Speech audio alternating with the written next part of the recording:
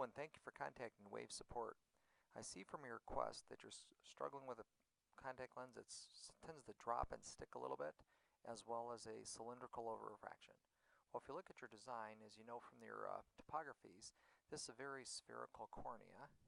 There's basically no cylinder at all, and it's very spherical.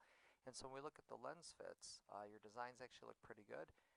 From my understanding, that the lenses are kind of sticking, and when you do center them, they tend to be kind of flat looking. So my guess is because this cornea is so spherical, you have a very spherical fit, and it fits very nicely overall, but it's probably almost just too snug in these outer areas. When you come down to, if you look at each principal meridian, if you look at the horizontal meridian here, you got a little bit of a downturner of the landing area, and same thing with the superior radial, where we need some of the tear pumping, and as well as the inferior. So in the tangential mode, what you really need to do on this type of design, when it seems to be fitting snug and sealing off as it is, you really need to get this landing area a little bit looser here. So the best way to do is just click up on that and just go around the dial and try to get these up a little bit higher to try to get rid of those downturners, so you get more of a tear pump underneath that lens, and that'll probably loosen this up some more. Now, depending on your clinical impression, when you center that lens, if it felt really too flat overall, what you could do is switch over to axial. I'm a big fan of the tangential, but the axial lens will sometimes fit a little snugger centrally, and that may get this lens to center a little bit better. And of course, go back to redesigning with your current settings.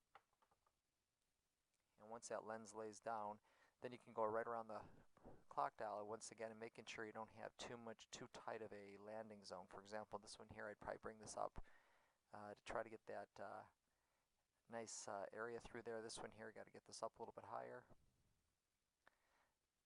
And just get enough clearance, peripheral clearance, so that way you don't have the tendency for this lens to seal off. And I think that'll help out tremendously with the fit.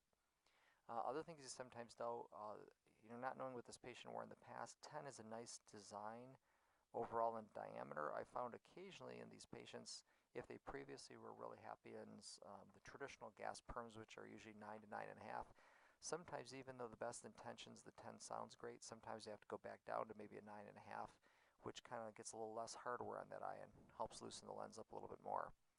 From a refractive standpoint, as you know, with that spherical cornea, looks like you're dealing with a lenticular cylinder. So what you would need to do in this design, when you add it in, you can add over here in the over-refraction, add your powers in, and I don't recall the exact powers of plus 50. There's about -1 at 120 or so. You can put your exact powers in.